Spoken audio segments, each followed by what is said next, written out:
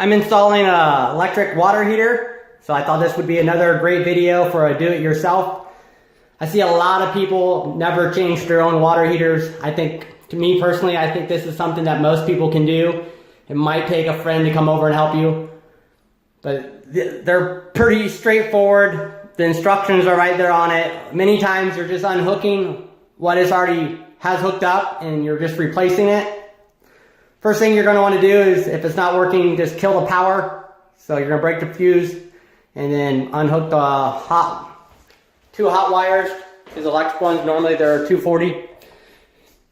And then you're going to get a hose and stick on here and let that drain out. It might take a half an hour or something. That's going to be most of the time. I see a lot of people coming and doing this. They'll charge you and they'll come and hook that up and they'll take off for an hour, come back, and they're still charging you.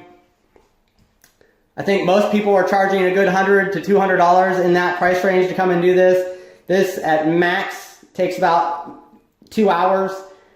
Most of the time I think it's only going to take you about a half an hour.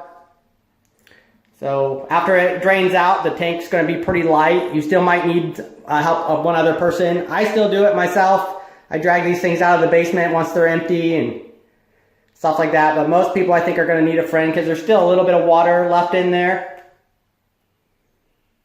And then you're going to come and unhook the two water lines. And then you can pull it out of there. And then when you put it back in, most of the time you're just going to hook the two water lines back up. You're going to have all that stuff there. And you're going to hook the wires back up exactly how you had it. So that's pretty straightforward. There's even instructions on how to do it. So the first thing you're going to do is let this fill up with water so you don't turn it on and have those elements inside the heats the water burn up. And they also have cold and hot, so you know which side to put the water lines hooked up. Since I use PEX, I always keep it coded for hot and cold. And then you're going to hook up your fittings and tap into it. You might be using something else, but you may have to change your fittings. Sometimes they gunk up and they get stuck, so a lot of times you have to reuse them or get new ones. Then you're going to hook it up. I always put conduit over these wires, especially since I'm in the bathroom on this one. People are going to be able to see it and touch it, so it's going to have conduit. If it's in the basement, most people don't. I still try to if I can, but you're just going to hook that up.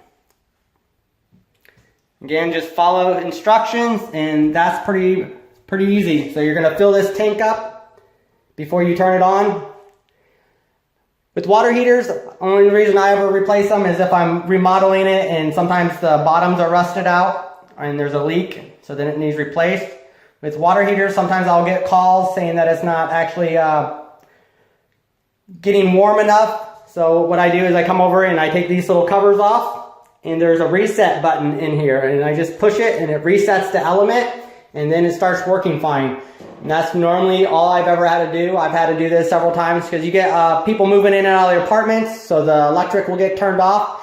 And sometimes having the electric turned off will trip those fuses or the element in here. And sometimes it just needs pushed and reset. So if you have problems with that where someone's calling, go over there and just take these covers off and see if that's a problem. And if it's something else, then if you can't figure it out, either replace it or call someone. So hopefully that helps. Again, I think this is an easy job. Oh, and if it's in a rental, I think you should go ahead and do it even if it's in your house. But you need to have one of these on here. It goes through the pressure release valve. It keeps from people pulling this and having hot water spray on them. So it has to come out and go to the floor. At a rental inspector is going to be looking for this, even if it's in a basement or in a utility room where tenants can't get to. They're still going to require this.